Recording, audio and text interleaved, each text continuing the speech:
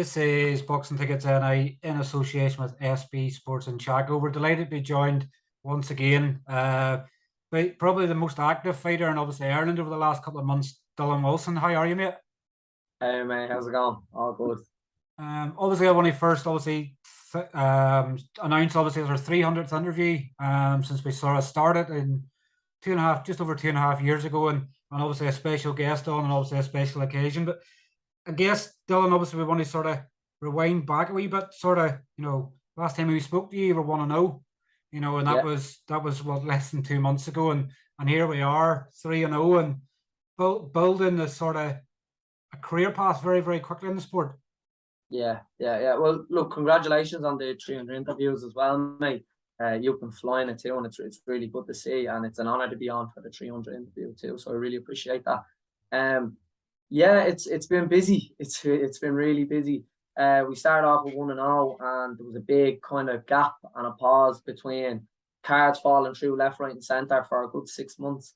And then after that, I finally got on a card, and then I got sick, I got injured, and I was out for a good few months. So it's nice to, once I got that second fight out of the way, I got an opportunity straight after that second fight, like literally the day after I got a call, and I was like, "Do you want to be on this show in 6 weeks?" I was like, "Yep, 100%." Jumped on it, and then we got another offer to go on the Dublin card, and we're on that too. So it's really, really good. I have goals in mind, and I know what I need to do to get there, and I'm willing to just kind of bang out these fights in between to reach that. I sort of mentioned to you, obviously, when we done the last interview, probably your fight at the start of September is probably nearly feels like a debut again because of, cancelled fights and obviously your injury and everything else. Yeah. How great was it sort of to get back in, I guess, and obviously start, fighting competitively again, obviously after 15 months nearly out of the ring? Was it that relief? Did it feel like a second debut again? How did it feel? Definitely felt like a second debut, because you're only as good as your last fight, but then you got to remember that it was so long ago that you start to become a little bit irrelevant, and that's hard to deal with too, because while I'm slowly going into the back of people's minds on the pro boxing scene, I've been grafting and chipping away and trying to get on cards left, right, and centre. So to finally get on a card and make the walk, and I think I made that comment to you as well, that I won't believe it until I'm in the ring, because cards have been dropped on literally 3 days' notice to me. So to make that walk and get into the ring over in Inverness was definitely like a second debut, and it was a big relief and a weight off my shoulders. I didn't care what happened from that bell in, because I was just happy to make that walk and get into the ring again. That's what it was for me. Is it sort of, I guess like anything in boxing nowadays, nothing's sort of guaranteed in the sport. Sort of cards can fall left, right, and center. How do you find that negative sort of thing where you can have in boxing where cards fall through sort of late notice? Do you just sort of have to build yourself up mentally to go, this card's just cancelled, but here, like you're probably really still a novice sort of in the sport as well. So do you see that sort of positive of the fact that you can get back in and do pads with Kenny, or you can get more sparring to prepare you better for whenever our next opportunity comes? Yeah, at the start, it didn't bother me too much when cards were falling through, because there seemed to be so much going on, like COVID had ended and there's cards popping up left, right, and centre. So I was like, right, it's another couple of weeks to get ready for the next one. We got on a card and within a short distance away, and then that one fell through, and I'm like, right, another couple of weeks to get ready, and then that one fell through. So yeah, there was the positives of getting to work with Kenny for longer, and we get more spars in, and we get to do a little bit more and kind of get deeper into what we're working on. But then it's not a novelty by any means, but that positive kind of feeling starts to drift away then after the second card gets cancelled, then the third one, then the fourth one. Now you're 6 months from your debut, and then you're rolling 9 months from your debut, and then all of a sudden you're a year and a half trying to get on cards. So that can be very deflating and negative, but I have been learning how to deal with it. Boxing, in terms of that, is very ruthless. In terms of when they cut shows, you could be selling tickets, promoting, getting sponsors, putting in massive camps where you're taking a lot of physical and mental kind of damage in terms of prepping yourself for this, and making a lot of sacrifices, and then just one call and that's it, it's over. And you'd be lucky to get on a card so quick after. If there's a gap on a card, you'd be very lucky to jump on it. The only thing I'm kind of grateful for now is that after having so many letdown cards that I was on and fell through, to be on a card, have it happen, and then to get straight onto another card does give me hopes that even if cards do fall through in the future, that I am building a career or a name for myself, that there is more opportunities for me to jump onto other promoters' cards. So I'm happy about that side of it. I guess obviously the link up with ABC management, I guess, they always say the proof's in the pudding, and they're a new sort of outfit, although Stig's been about boxing obviously a long time and things like that, but whenever you know that you've that trust in a promoter that and a manager is just going to go, like, we'll get you another slot, and they say you your second fight the next day, your third fight was sorted, and even before your third fight, your fourth fight was sorted, and he's probably now looking into next year and sort of when and get you out again. Oh, he is. Yeah, like Butch is great. That's my manager in ABC, and I couldn't compliment him enough. I talked to him. I talked to him. He's a very on hand sort of manager. You hear from him all the time. He's always looking into how you're feeling and kind of where your goals are and kind of what's the next step to getting there.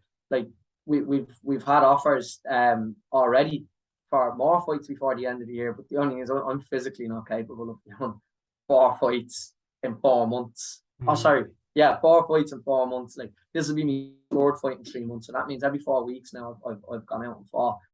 And things like that too take a toll. You start noticing in the niggles and stuff like that. But I'm in great shape now, so I'm happy to get this one out of the way and have a little break. But we've good plans for the new year too. And that's something that Butch's plan is that when I signed with him, he said, I'll get your fights. And I'm like, yeah, I'm hearing that all the time and all these cards are falling through.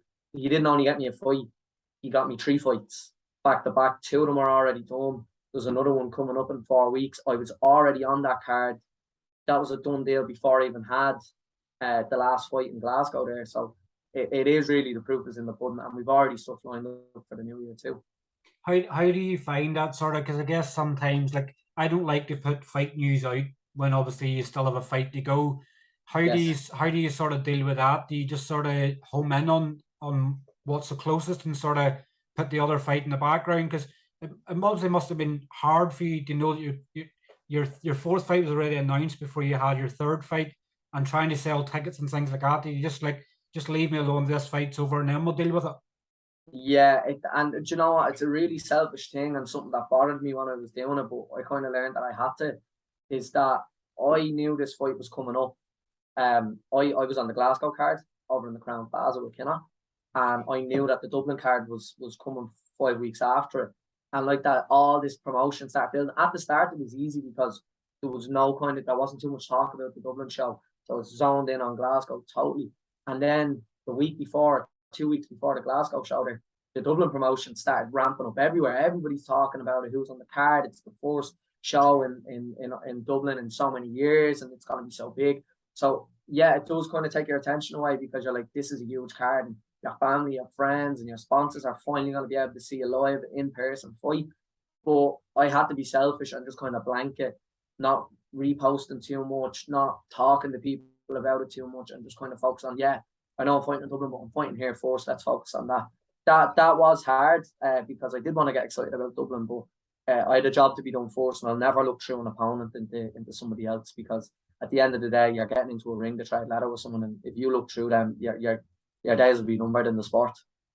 I guess sort of looking back, they obviously sort of last weekend and obviously last weekend obviously in your fight, like, I know obviously people sometimes look at a fighter's record sometimes and they'll think it's handy enough, but Carl Turnkey was obviously there to obviously fight. It was, I was sort of watching the times and he was sort of priming up the right hand, and you sort of had to be on your guard at all times. Like, probably it was going back to, you were back to obviously your weight at super lightweight as well, which is probably easier for you.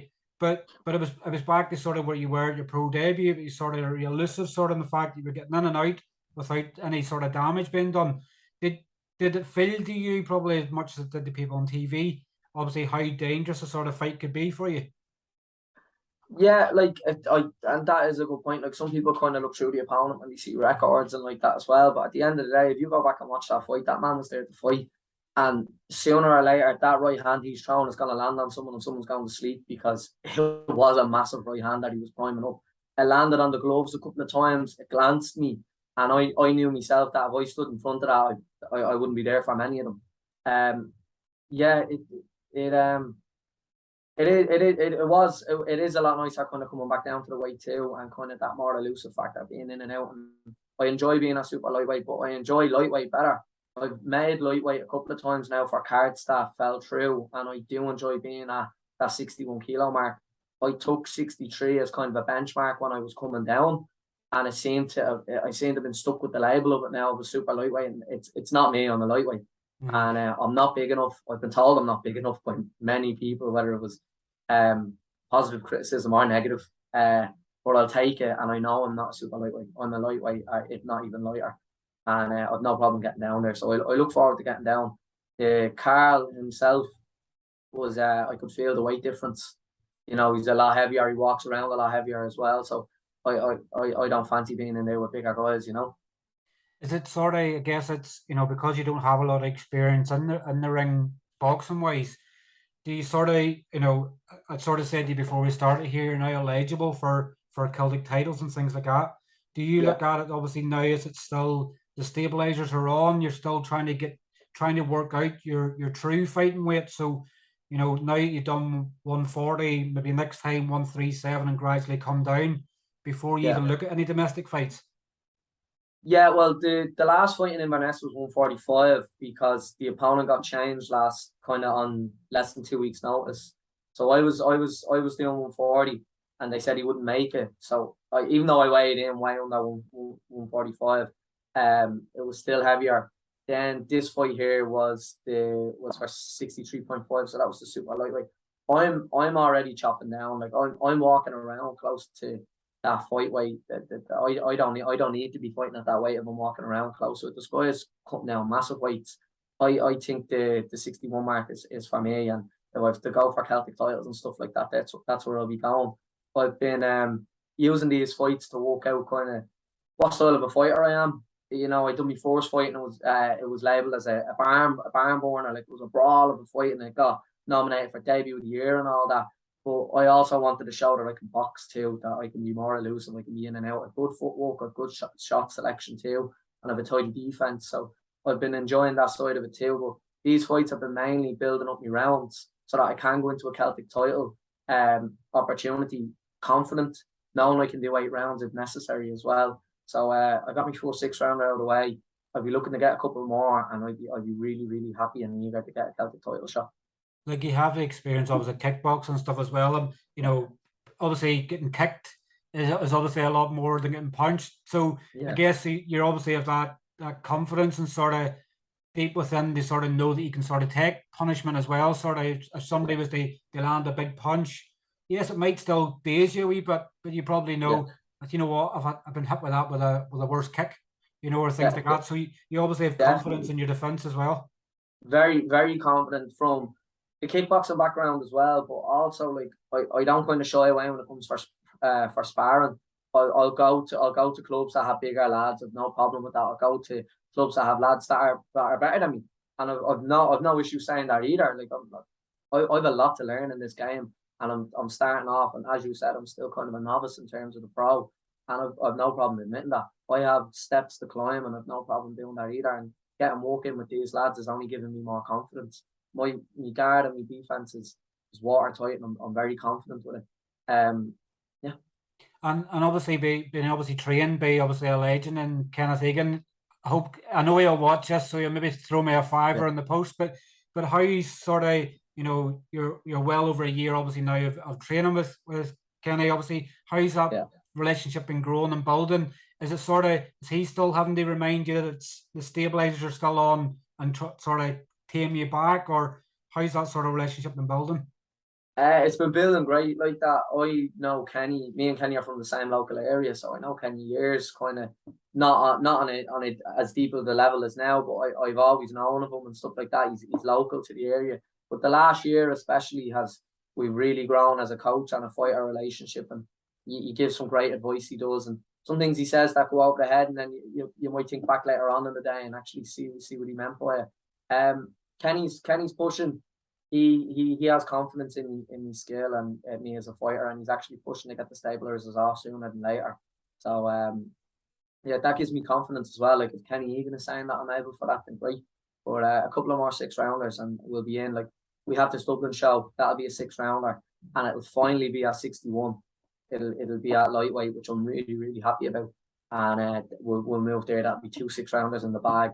Well, maybe there might be room for one more, or we progress again. Obviously fighting in Dublin as well, I guess, it's what I think it was February and March of 2019, the last card I think was there off the top of my head. So good 3.5 years without professional boxing in Dublin. Yeah. Obviously for fans side of things, I think it's nearly a case of as how quickly the tickets can sell out because they've been starved for so long. They've had to go to Belfast or they've had to be armchair fans watching on streams or stuff like that around the world. It's obviously massive for Dublin, but it's even more massive for you because a lot of your friends and family that couldn't make it over to Scotland and things like that are now going to get to see as a professional boxer rather than a kickboxer. Yeah, it's brilliant that it's been so long since the last pro show in Dublin. I think the last one, correct me if I'm wrong, was when Eric Donovan fought for his national title in the stadium. Yeah, I think it was March 2019, I think. Yeah, it was 2018 or 2019. Yeah, I think 2019. But I was there at that, and I didn't even know then I was going to turn pro.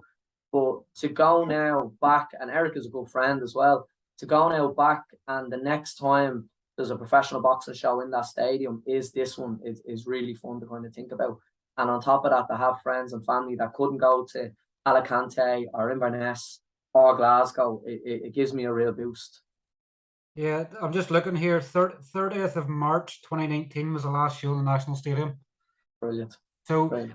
I guess a lot of praise sort of has to go to elite sports management, elite sports promotions because it's been very, very tough. It's been well documented, obviously insurance costs and obviously issues in getting around the BUI because there's been no boxing in quite some time. They want to make sure things go ahead, but it's definitely shaping up to be a special night in Dublin on the 19th of November.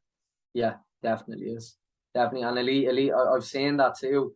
There has been obstacles put in place for them to jump over.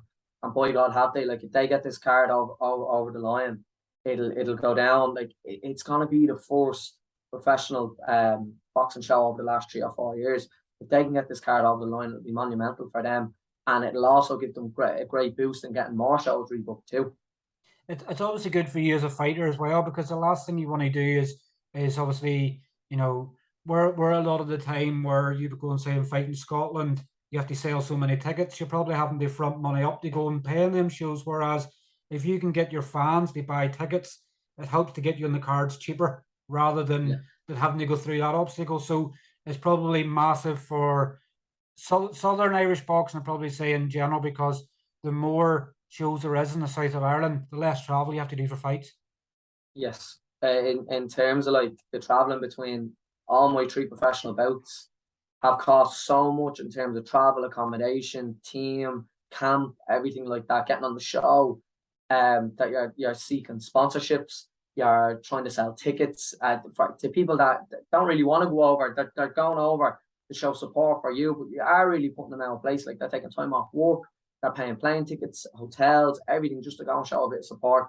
I feel like one, it's going to be a lot easier to cover costs with selling tickets in the south because I feel like anyway I've a massive fan base down in Dublin, so selling tickets should be a lot easier to cover all of that. And then 2, I feel like I'm giving back a little bit too, that all these people that have gone out of their way to travel to support me and sponsor me and things like that, they finally get to see me fight in person now and celebrate the highs with me.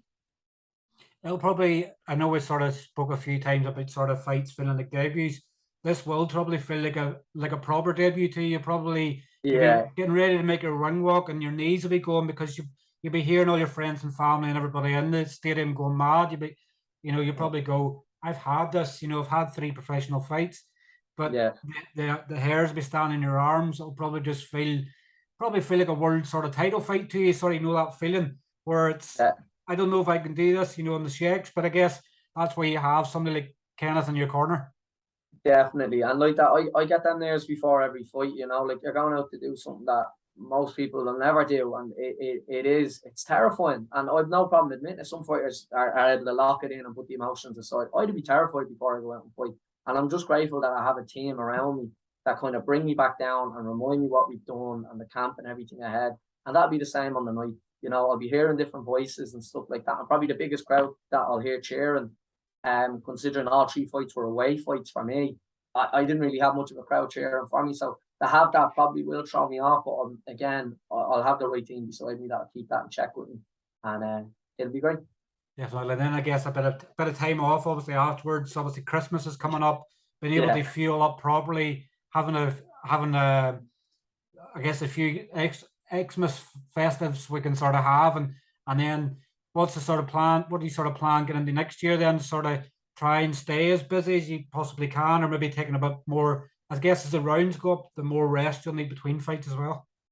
Definitely, and with this 6-rounder that I done, the 4-round fights are a bit like sprints. Those 6-rounders is a big difference on the body. Like I didn't take much damage at all, in terms of that last fight, but my God, was my body sore after it in terms of like joints and muscles, and it's just being so tense for those extra minutes and being switched on. It is physically exhausting, and I did realize that.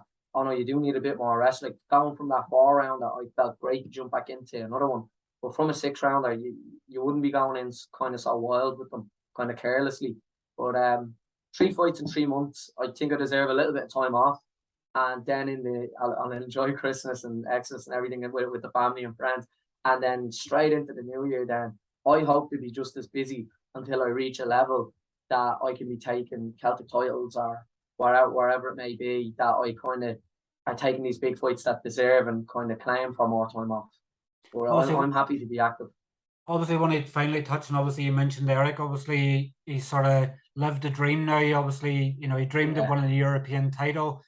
He's obviously now got the European title, and I guess he's sort of, does that inspire you probably more, that the fact that Eric sort of really fantastic amateur, stepped away from the sport and then decided he loved boxing so much and come back, and he's obviously now he got his European belt, and you know whatever he probably does next is down to him, and that's his own choice, you know, what he does decide to do next. But does that inspire you then, knowing that somebody you know has become a European champion that can sort of show you the way and obviously how to do it?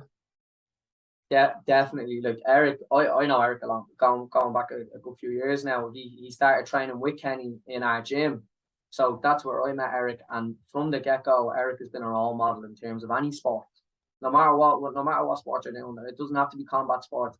He is a role model and he is motivating. To see that man go through what he's went through and to take the step back into pro boxing and achieve the heights that he's achieved, you could not be motivated by him.